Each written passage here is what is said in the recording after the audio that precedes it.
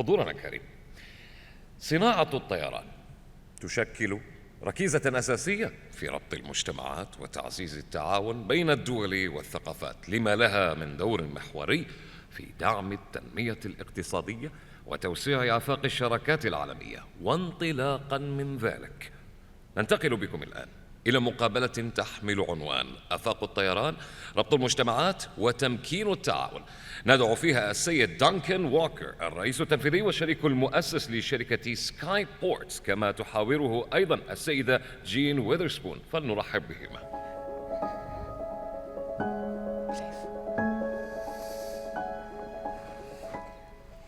Your Excellencies, ladies and gentlemen, what an utter delight to be with you here today.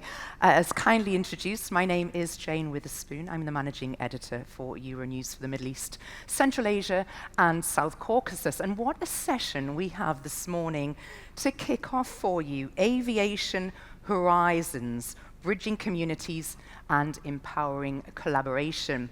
Now, aviation has always been more than just an industry. It's a powerful connector.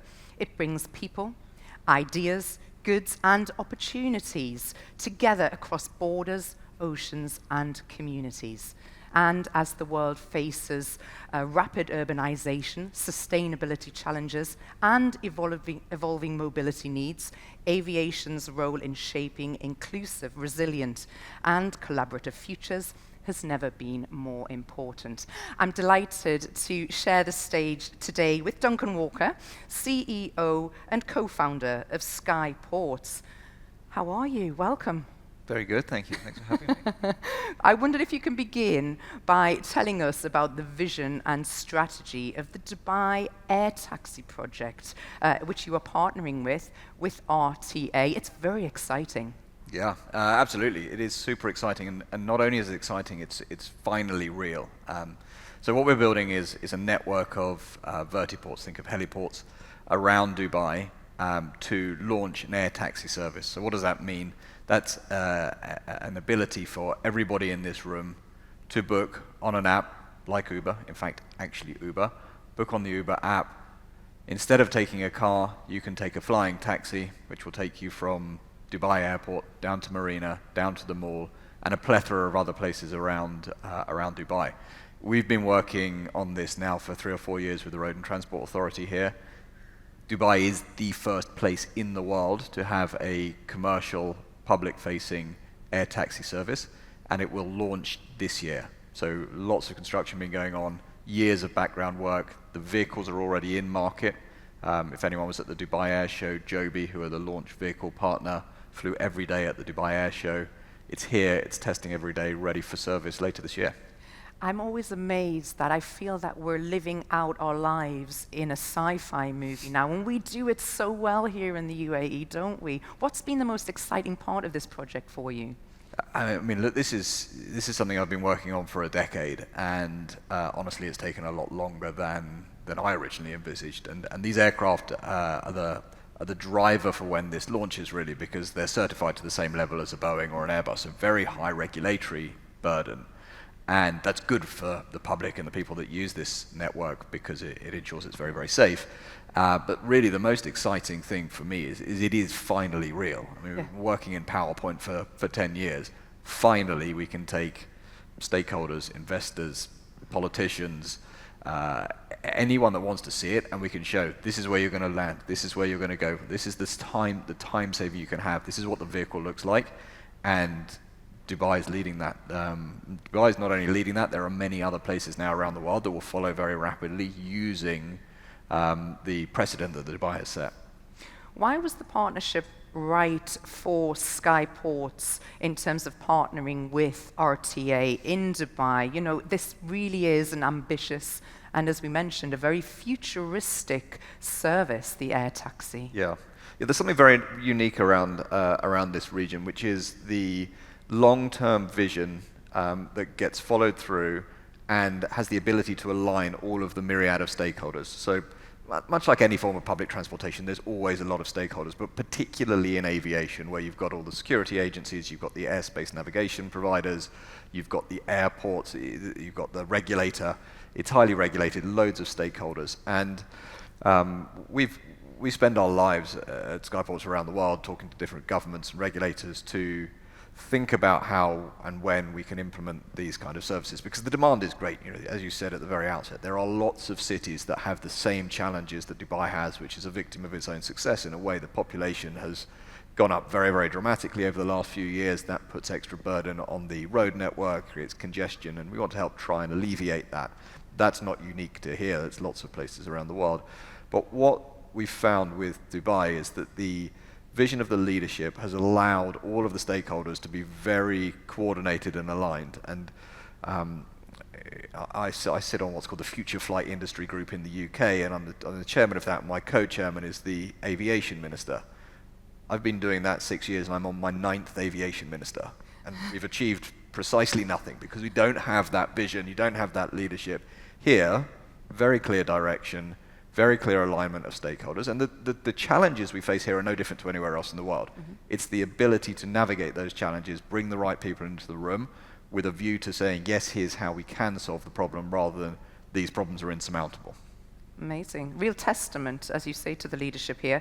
How do you envision the role of urban air mobility in future cities where smart modes are dominating the transportation ecosystem? Yeah, for this to be successful, it has to provide a value beyond the first journey excitement of just going in a helicopter or an air taxi. And there is demand for that. Lots of people take helicopter tours just to see the skyline of the city. I think the benefit here is you can provide a taxi service from A to B whilst getting the benefit of seeing the city. But in order for that to be a success, there's a few critical factors, I think. Safety has to be fundamental. Yeah. It has to be something people don't think about. When you get on an aircraft today, rarely do you think about the safety. You just assume that it will be there. The second point, I think, is it's convenient. Air taxi services don't work if you have to travel 15 minutes to get on a flying taxi and 15 minutes the other end from where you want to be. You might as well just get a car. So this is about time saving for the customers. And in order to do that, we need a network of what we call vertiports, heliports, around Dubai, such that the journey time to and from your origination or destination is very short, overall time saving. The third point is the price point. This is not a replication of the existing helicopter market, which is for the very elite or the very, very rich. This is a public transportation service, and therefore has to be accessible at a price point to many, many people. What do you imagine the take-up is going to be on this then? Is it something we're going to use every day in our normal lives?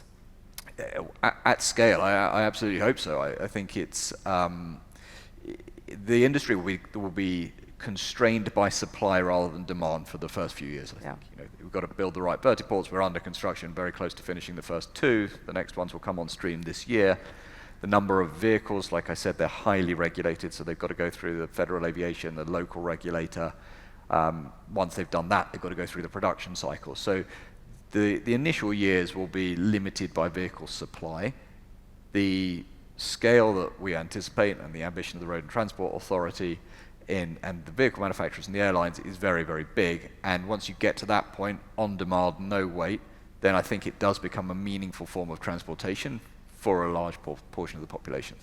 What is the most significant lesson from 2025 that can guide the aviation sector in building those bridges across borders and cultures? Yeah, I mean, aviation seems to be at the forefront of a lot of stuff because, particularly with geopolitics, aviation is the way you transport people and goods between nations which are going through constant evolution. This is not a new thing. There's always changes in regimes and governments and different conflicts and peacemaking, and aviation sort of suffers the brunt of that because it's a network that drives demand, it drives movement. So there's a lot to take from that. I think one of our founding principles as we started was for us to go into a country, you've got to have economic stability and you've got to have political stability. And I don't think that's changed. And I think, particularly in sort of the micro-mobility in which we work, we're not necessarily going across borders. We might be going inter-emirate, but we're not going across borders. So for us, it's very much about how we identify places around the world. And Dubai is a good example of this, where you get that stability, the longevity, that allows people, more generally, not just aviation, to invest in those countries and to spend time there and build teams there with the confidence that you've got a long-term business strategy. So that is critical, and I think ever more heightened by what's going on around the world. I think the other sort of longer-term thing that we're seeing is the drive to autonomy. Yeah. And that's going to be a big change. And not only will it reduce the price point, but I think it's going to be a psychological change for people to be comfortable in getting in autonomous vehicles. I mean, the reality is if you get in a Emirates flight to London or wherever, the vast majority of the time there is no pilot flying that. There's a pilot sitting there looking at a lot of screens, but the computer is flying that. Yeah. If you get in a tram, no one's driving that. If you get in an autonomous taxi, you've got safety drivers now, and that's beginning to sort of change the psyche a little bit, and I think we'll see that trend becoming commonplace. Almost the natural transition. Exactly. If you were advising the next generation of aviation leaders, what mindset should they adopt to successfully navigate the disruption and growth? You touched on the geopolitics that's affecting, many multi-industries.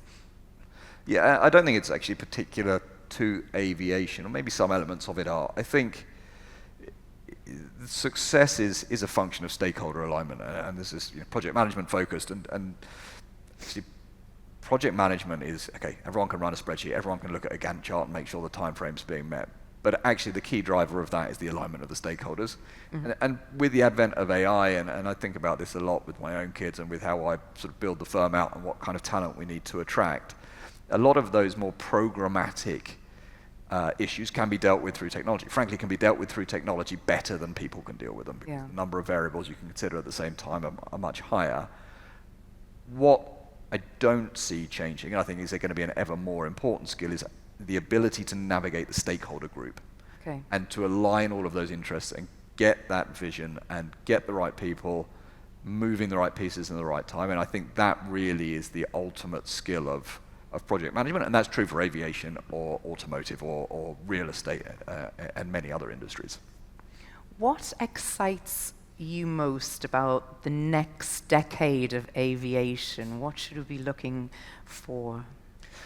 So I think if all goes to plan, we'll see a proliferation of air taxis, and that's a genuine change that is unique.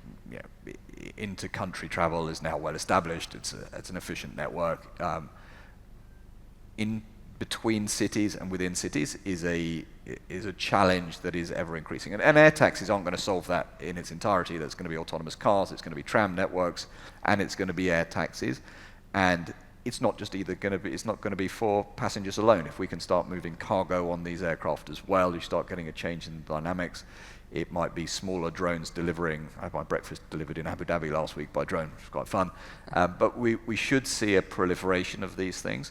It's beholden on us and the Road and Transport Authority and the regulator, particularly as the first place in the world, to make sure and demonstrate that it is well thought through and safe, and whilst ambitious in its timeline, not so ambitious that we're taking decisions which mitigate safety. I think if we get it right, then the ability to scale not only within Dubai and within the Emirates, but to export what we have built here as a team to other places, could change the dynamic of not only how people move around cities, but also how cities then evolve. Because if you think about new train lines, actually you get urban extension, you get different means of living. People live in different places as a function of the transportation, and I think that could change the dynamic quite a lot. We've got just over a minute left on the clock, but if you could look back, was there one particularly unforeseen challenge that stood out for you now, looking back at this journey? There's more than one. I think, from a personal perspective, in retrospect, I'd have changed two things. One, I'd have started the business 4 years later than I started it, because we were very ambitious about the vehicle certification, but that's a journey we've been on. I'm not saying this just because of where I'm sitting at this very moment, but I would have started the business here. Now, that was impossible to foresee 8 years ago, and I'm from London, I live in London, so That's where we started the business. But actually all of our hiring, all of our momentum, all of our capital expenditure has been here, which has been a function really of the vision and the coordination of the stakeholders. So if I had perfect 2020 vision and the ability to go back and change it, would have spent more time here earlier, and I think we could have accelerated the industry even faster than has been done. Duncan Walker, what a pleasure to be here with you today. Ladies and gentlemen, please put your hands together. Duncan Walker, CEO and co-founder of Skyports. Thank you.